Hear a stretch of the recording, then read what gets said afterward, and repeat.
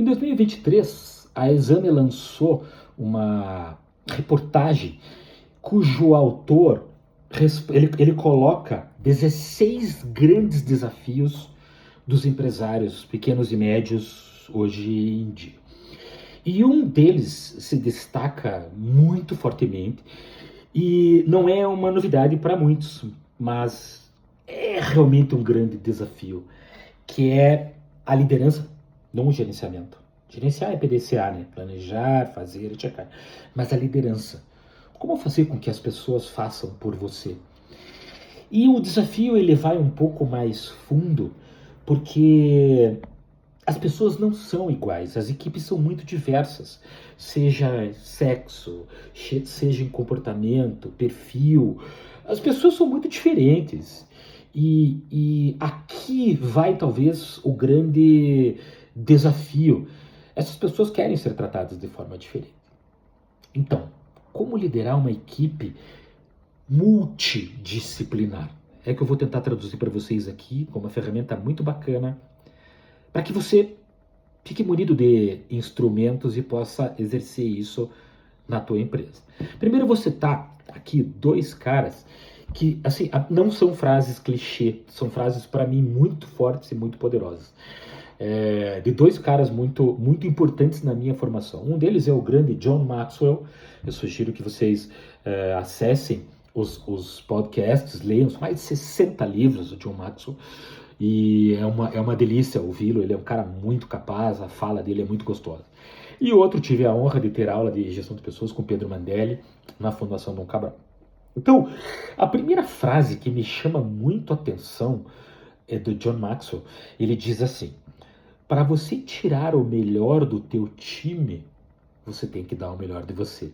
Então, não adianta você esperar que as coisas aconteçam por si só. Eu tenho visto isso nas empresas, uma falta de descer um pouco para o operacional e voltar, porque se você espera que aquela equipe performance, ela vai performar tanto quanto você se dedicar a ela, não tem jeito.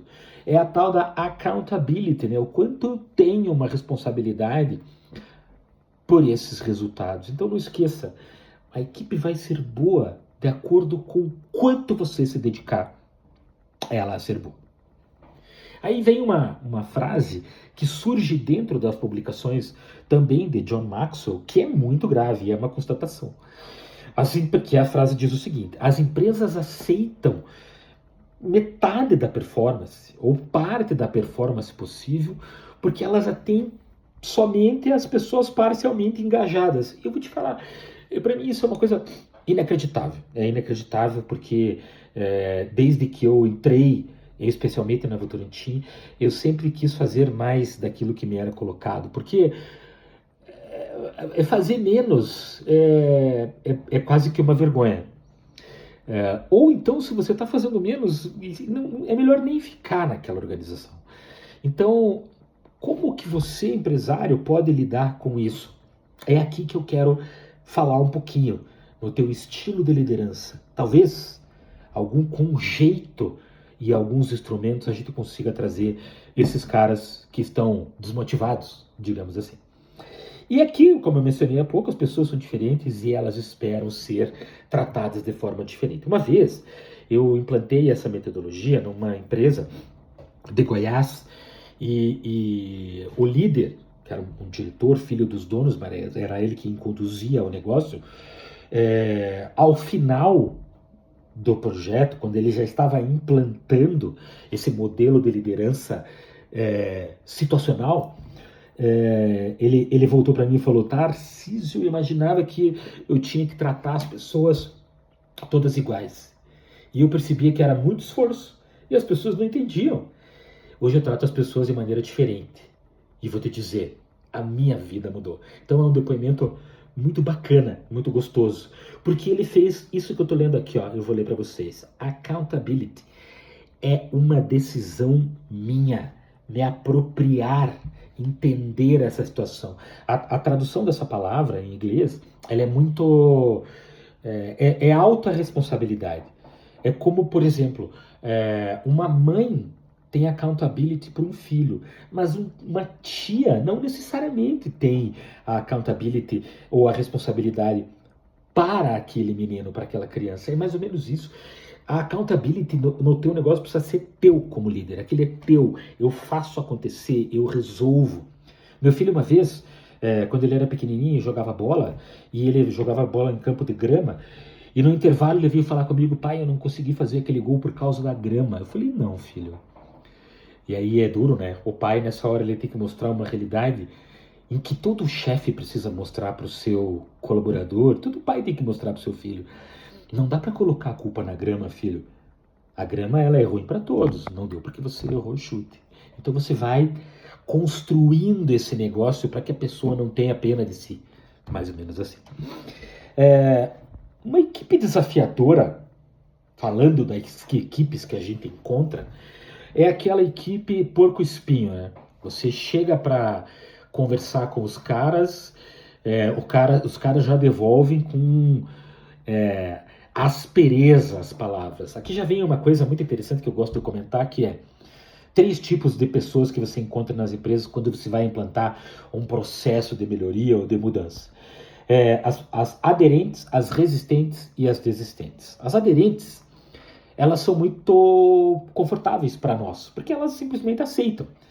Só que pode ser que elas estejam aceitando isso por conveniência, por política. Muito cuidado com esse perfil. Eles podem estar jogando muito bem o jogo da política. O desistente é aquele cara que ele vai falar assim: de novo, mais uma vez, olha, não vai dar certo. Agora, o mais legal é o resistente. O cara que vai fazer pergunta para você. O cara que vai te estressar. Mas por que isso? Por que aquilo? E se fizer assim, esse cara você tem que ter ele do teu lado. Esse cara é muito valioso, porque ele vai tirar o teu melhor. Ele quer que aquilo funcione. Então pense, o resistente é o melhor cara. Os membros da equipe, falando de uma equipe bagunçada que a gente encontra, há uma competição por atenção, então há futilidades que acabam vindo à mesa para quem tem mais atenção do chefe, é uma coisa meio bizarra, mas é assim que funciona. A comunicação, ela fica... Você como líder, você conversa com uma pessoa, eu converso com outra, elas entendem propositalmente de maneira diferente, não participam, não esclarecem, aumentam a confusão e ficam questionando só por questionar muitas vezes. Esse é a equipe mais, talvez uma equipe mais desastrosa que você possa encontrar. Mas até para isso tem solução. E é o que nós vamos aqui começar a compartilhar com você. Primeiro, falando de um bom líder.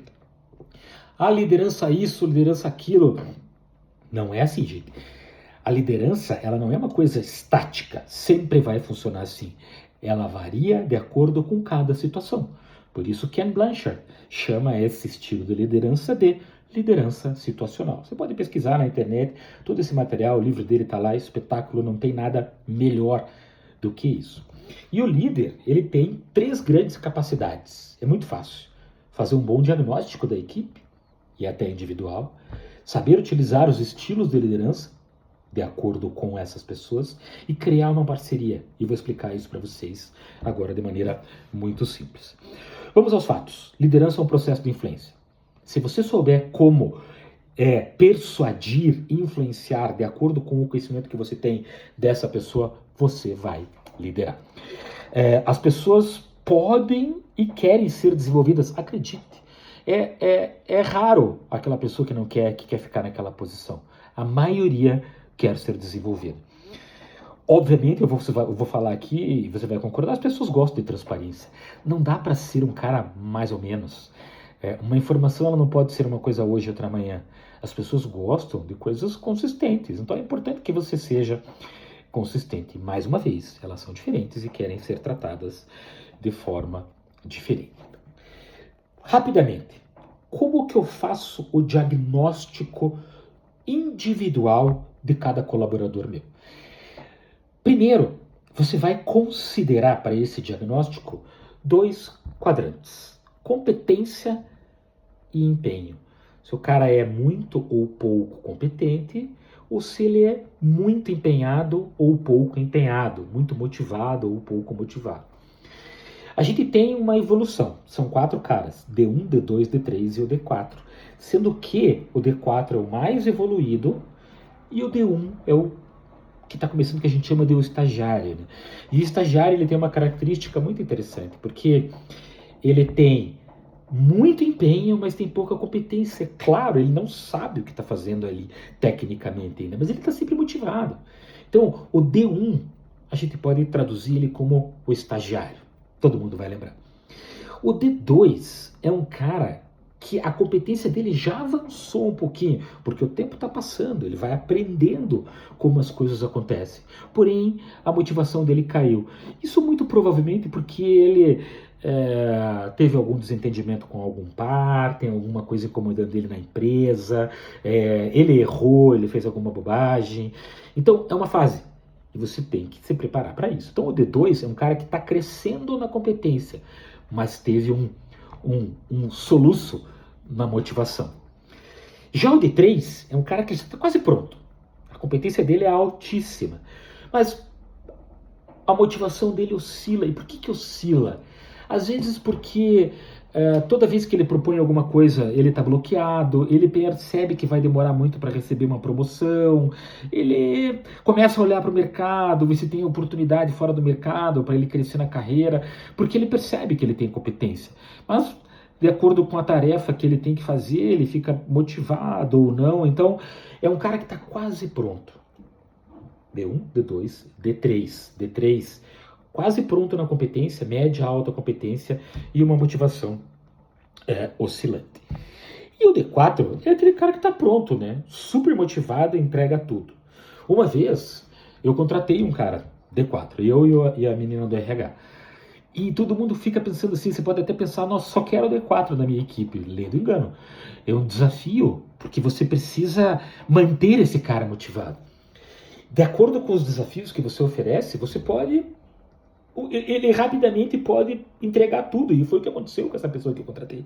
Ele sabia, rapidamente ele entregou o resultado. Eu falei, como é que eu vou manter esse cara comigo, né? Eu falei, já sei, vou pegar parte da equipe júnior e vou dar para ele conduzir. O cara voou com essa equipe. Aí chegou um momento em que eu tive que compartilhar com o meu par, que era uma outra diretoria da empresa, que era uma diretoria de atacado, de grandes volumes. Eu falei, olha, eu tenho um colaborador aqui que a gente vai perder, porque ele está sobrando. E a gente já conversa sobre promoção e eu não tenho lugar aqui. E essa pessoa falou, deixa eu conversar com ele. E ele saiu da minha área e foi para outra. Mas a empresa não perdeu esse cara que estava pronto. Então, D1, D2, D3 e D4, bati a foto. Eu sei como esses caras são. Agora, para cada cara desse, eu preciso ter um estilo de liderança. Então pense, o D1, ele é um cara que tem pouca competência e está muito motivado. Se ele está muito motivado, em relação ao meu estilo, eu vou trabalhar com 2 variáveis. Eu vou ser diretivo, ou seja, vou ensinar esse cara a trabalhar. Ou vou dar apoio. Vou motivar ele, vou entender o que está acontecendo se ele estiver desmotivado. Então, quando você tem um estagiário que é um cara muito motivado e pouco conhecimento, você tem que ser um cara E1. Um cara E1 é um cara muito diretivo e não precisa ficar elogiando. Você só tem que ensinar esse cara a trabalhar. Legal? Então, o E1 é um estilo que ensina, que desenvolve. O E2, ele cabe muito bem também para o D2, que é aquele cara que tá indo, mas tá muito desmotivado. Às vezes cabe até um pouco pro D3. Mas vamos fazer o casamento? 1 com 1, 2 com 2. O 2, ele precisa que eu continue desenvolvendo ele, o D2, e ele também precisa de apoio. Eu preciso conversar com ele para entender o que está acontecendo, por que ele está desmotivado. Então, o meu estilo de liderança, aqui eu tenho que jogar todas as cartas, tanto motivação e quanto ensinar, tanto motivar, dar apoio como dar diretriz para o D2, talvez o mais desafiador. Já o 3, que é aquele cara que já sabe, está quase pronto, tem algumas motivações oscilantes, eu não preciso mais ensinar muito, mas eu tenho que entender o que está acontecendo. Então a minha energia vai ser muito mais para dar apoio para ele do que para ficar ensinando. Afinal, ele está quase pronto. Eu tenho que, para esse cara, eu preciso dar o empurrão que falta para que ele assuma e tenha essa autoconfiança. E para o D4, a mensagem é simples. Deixa ele trabalhar. Deixa ele trabalhar, ele está pronto. Só não esqueça, daqui a pouco ele vai precisar de novos desafios. Então você tem D1, D2, D3 ou D4, E1, E2, E3 e E4. Você pode utilizar esses estilos de liderança diferentemente como momento de desenvolvimento de cada um, porque como você viu, o colaborador ele começa D1, mas ele vira D2, D3 e o D4 e você tem que ter essa capacidade de flexibilizar.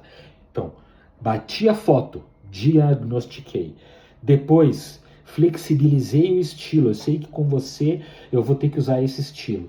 A terceira tarefa é conversar com a pessoa e falar o seguinte, vamos montar uma parceria aqui para a gente voar.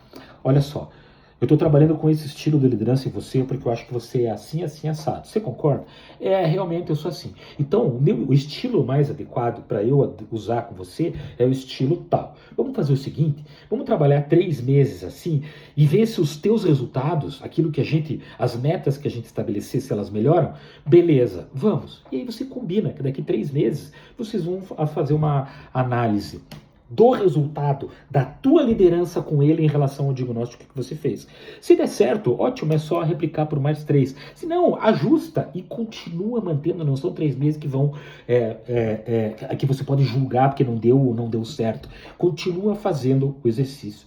Então explica a metodologia para ele, defina o perfil que ele é, o nível de desenvolvimento e o estilo que você vai utilizar, combina as metas que vocês vão traçar juntos e acompanha, faz reuniões semanais, até chegar no final e falar, foi bom pra caramba, então vamos continuar assim. Então, a liderança situacional de equipes muito diversas, ela precisa ser baseada nos diferentes estilos de liderança, para que você consiga tratar as pessoas de maneira diferente para que elas entendam você, porque você vai ser visto como um cara muito especial quando as pessoas entenderem que você está tratando elas com muito respeito e quase que personalizado. Pense nisso, liderança situacional. Você vai voar na tua empresa com a tua equipe.